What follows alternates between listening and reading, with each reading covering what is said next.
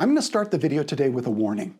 The information we talk about today is incredibly powerful, and I'm a little nervous because it can be used for good or for evil. I'll be explaining how parents can use natural human tendencies to get their children to do what the parents want them to do. Now, if any of you start using that same information to manipulate other people into doing your will, or if you start working towards global domination, hey, that's on you.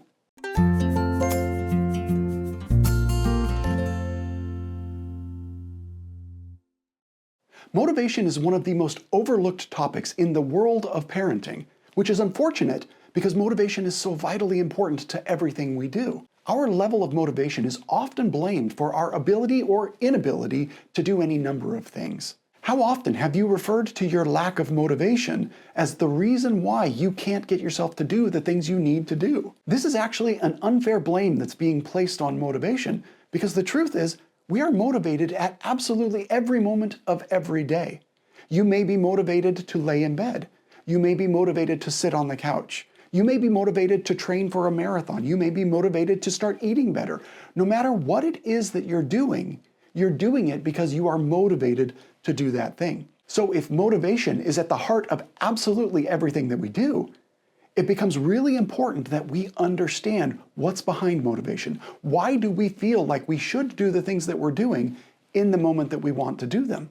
Parenting is often an exercise in getting people to do what they don't want to do, and that includes you as the parent. You have to get yourself out of bed, exercise, go to work, continue doing all of the things you need to do to improve yourself.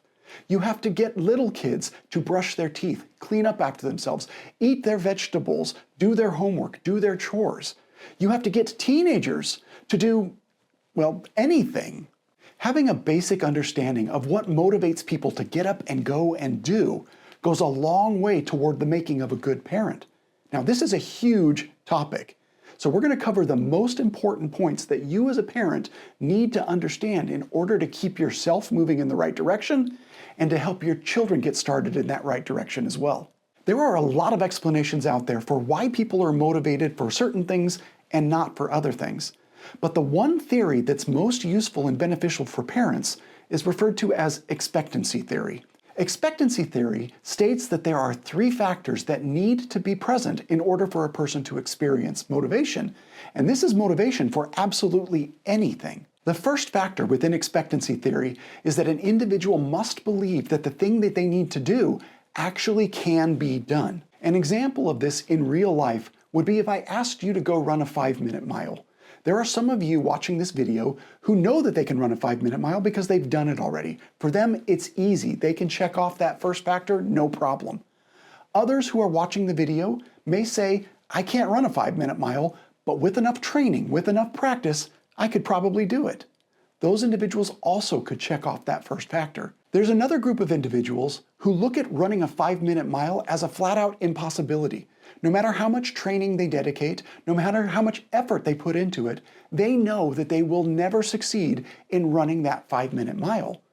No matter what incentives I offer them, they will never be motivated to undertake that task, even if I offered them $1 billion. That offer of $1 billion leads us into point number 2, the second factor that's important for people to feel motivated according to expectancy theory. A person must believe that the good that they will receive from doing that action will actually be realized. What this looks like for purposes of our example is you would need to believe that I actually have $1 billion and that I will truly give you that $1 billion if you run the 5-minute mile. And this applies to all of the groups.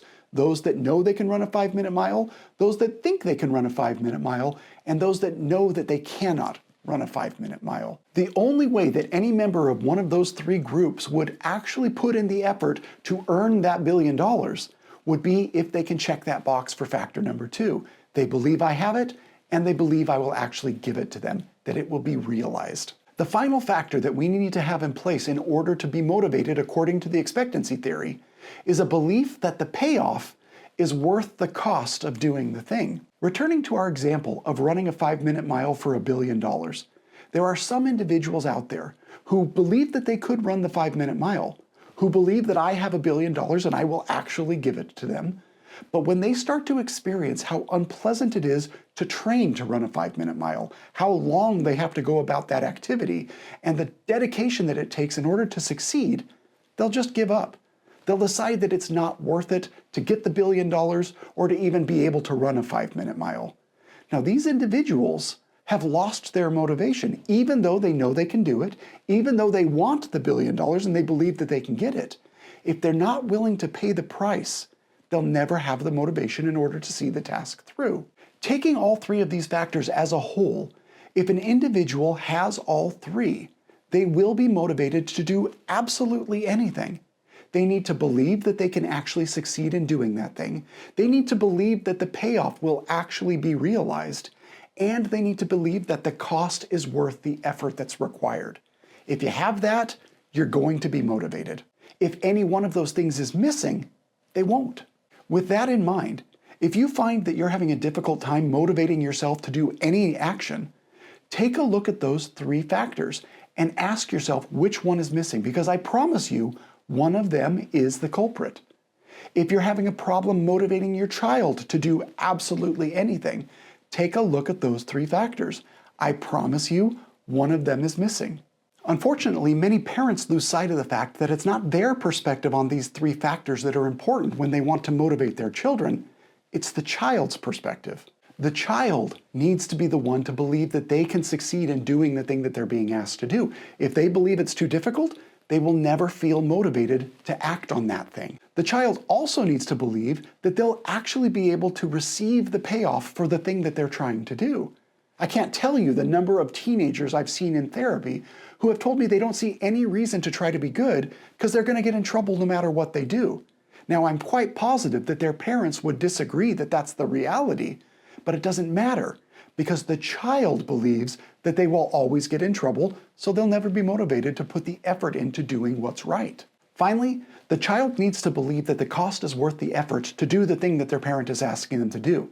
Now, this is the hardest one for children to wrap their heads around because they just don't have the experiences in order to understand the benefits that will come from doing what they've been asked to do. For example, how does a child fully understand that the cost of brushing your teeth is totally worth it in order to avoid having to go to the dentist for expensive and unpleasant dental procedures? Until they have more experiences in their lives, it's going to be difficult for children to weigh the costs and benefits and reach a determination that makes sense for them. That's why it's up to the parents to help and assist in making those determinations. Now, in order to do that effectively, parents need to have a very good understanding of the difference between internal and external motivators. An internal or intrinsic motivator is something that's inside me that prompts me to go and do something I want to do, and I gain the benefit internally. If I enjoy playing the piano and I don't do it as an occupation, I do that activity because I like doing it. It's a hobby that I undertake, and the value to me is simply in how it makes me feel, the enjoyment that I derive from doing it. An external or extrinsic motivator is something that I do to receive a benefit from outside of myself. It's not because I enjoy it internally, but I'm looking for something from the outside world. For example, I may be playing the piano because I want to impress other people. I may be playing the piano because it's my job and I get paid to do so. Those are all examples of external motivators. Many of you are aware that research has shown that internal benefits that we derive from an activity are actually stronger motivators than anything that's external to ourselves. If I do something because I enjoy doing it, I'm likely to persist in doing that thing even when times get hard. If I'm doing it for some sort of external benefit, when things get hard, I'm likely to lose motivation. With this in mind, parents often want their children to do things for the right reasons. This means that many parents see external motivators as bad and internal motivators as good, and they want their children only to be acting out of those internal motivations. I frequently hear parents say that they don't want to bribe their children to do something that child should want to do on their own. Now, some of you will have noticed that I just used what I consider to be a bad word, the word should. In my video, 5 phrases that parents need to banish in front of their kids, I lay out exactly why that's such a problem, and I'm going to link to it right up above, and I'll make sure that there's a link at the end of this video as well. Check it out and see what it is that you need to avoid in communications with your children and why it's so important. This idea that external motivators are somehow bad for kids really just doesn't make a whole lot of sense. Kids, including a lot of teens, haven't yet learned the intrinsic value of something like a hard day's work. By giving an external motivator something that the child desires, like an allowance or other type of reward, the parent is giving that child the opportunity to learn to do the right thing and feel the benefit that comes from the internal motivators. By taking away the external motivator, the parent is removing the incentive for that child to choose to do the right thing and thereby experience what comes from an internal sense of motivation. In other words, although the child is acting because of the external motivator, they start to learn that it feels good, which is an internal benefit. Over time, if enough of these experiences occur, the child may learn that the external motivator really isn't necessary anymore. That's how we can develop a reliance upon internal motivation. The other reason it really doesn't make much sense that some parents resist the idea of external motivators is because I've yet to meet one of these parents who is willing to work for free simply because they see the value in a hard day's work. They consistently work because they receive a paycheck. It's absolutely necessary as part of living an adult life. Why would we expect children to learn a different lesson? External motivators are just as important as internal motivations when it comes to children who need to learn. In fact, for those children, they may be more important. If you really want your children or teens to be motivated by internal rewards, then don't resist the idea of using external motivators as a bridge to the final destination, and then give them the time that they need to make that journey. One note of caution when it comes to using these external motivators with your children. Research has shown that if an individual is naturally inclined to a certain task, in other words, they intrinsically enjoy doing that thing, if you introduce a reward or some sort of external payment, it will actually diminish the joy that they take from that activity. So if you have a child that enjoys cleaning the house, and you start paying them allowance for doing that same job, they will actually lose the enjoyment that they have and start seeing it as something they have to do. It's just a weird quirk that we have as people. Let's give you some specific tools and tips that you can now use to put this information into practice. First, I want you to avoid commands as much as possible. It's always better for an individual, including children, to choose to do a good thing rather than to be told that they have to do it. If you utilize the 3 factors of motivation effectively, you actually won't have to give many commands. If you're seeing some resistance from your child in doing something that they need to be doing, something that would be good for them and for the family, then I would encourage you to go through those 3 factors with them and find out, where is the hangup? What is it that they're not seeing that would lead to more natural motivation for them? In the case of children, it's most likely going to be that factor number 3, seeing that the cost is worth the effort. If that's the case, I would encourage you to consider using external motivators. That will help the child to understand that the benefits are there if they're willing to do the work. Tip number 2, focus on process rather than results. This topic is going to be an entire separate video that's going to be coming soon, but I want to touch on it just briefly in the context of motivation. Kids will naturally feel more in control of whether or not they can succeed at a task they're given to do if the work that they're assigned is process-oriented rather than focused on the result. For example, make sure that you are directing your children to work hard on studying for an upcoming test rather than giving them the job of getting an A on an upcoming test. They're in complete control of how much effort they put into studying, whereas they don't have complete control over whether or not they're going to get an A. The teacher definitely gets a say in that. Next tip, don't forget about the underlying needs that your children have, things like getting enough sleep or eating healthy food. These are things that can just blow everything up. If your teen isn't getting enough sleep, or if your younger child is spending too much time in front of a screen, it's really going to be difficult to get them motivated for just about anything. This isn't because the tools don't work, it's because the underlying needs aren't being provided for. Just remember, a car isn't broken simply because it ran out of gas. And the final tip that I want you to incorporate in the way that you use this information, always make sure that you keep tabs on your own level of motivation. It's not uncommon for parents to feel burned out on doing parenting jobs. So before you take the time to try to motivate your children, make sure you're in a good place. Make sure you've gone through your 3 factors of motivation. Make sure you've looked for internal versus external motivators and put yourself in a place to succeed with your child. That brings us to the 3-2-1 for this video. First, one of the most overlooked factors within parenting is the idea of motivation, and it's one of the most important.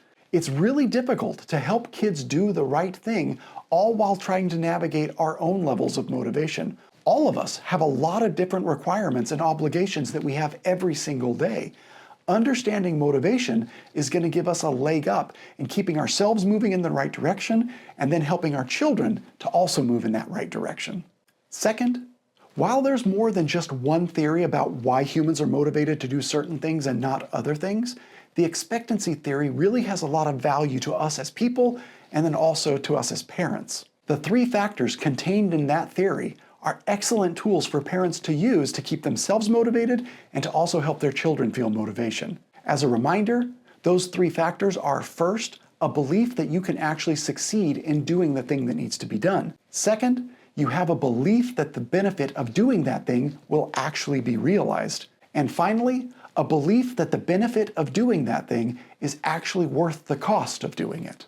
The third important takeaway: internal and external motivators are both vitally important when it comes to feeling motivation throughout an individual's life. For children, external motivations or rewards can be vitally important because it encourages them to do the right thing, which then allows them to experience those internal rewards. As an adult, don't lose sight of the fact that external rewards can also be really good for you if you're struggling to develop an internal drive to do something. Remember, there's nothing bad about external rewards or externally motivated individuals. External motivation can be a fantastic tool to use in connection with internal motivation, or as a bridge to get to internal motivation. Now that we've finished talking about the 3 important takeaways from this video, I want you to take 2 minutes, either by pausing the video now or by waiting until you finished watching it, to sit and quietly think about how you can use this information. What do you need to change in your own life to help you become a better person or to help you become a better parent? Once you've taken those 2 minutes, then I want you to pick just one thing. As always, we pick one thing because it helps us to stay focused on one step at a time. We don't want to be overwhelmed by doing everything all at once. We want to get better step by step. Once you've picked your one thing, go down to the comment section and tell me what it is that you're working on. As always, I'll be picking one person from the comment section and I'll be reaching out to see if there's anything that I can do to help them accomplish the one thing that they're working on. Provide that individualized coaching to make sure they're moving in the right direction. That wraps up everything we've got for this video on motivation. You've got homework to do, so I'm going to let you get to it. Take care. Thank you so much for taking the time to watch this video all the way through to the end. If you haven't already, take a look at the other videos we have, either here on the end screen or by going to our channel homepage. There's a ton of information available. Take a look and see what else you can learn.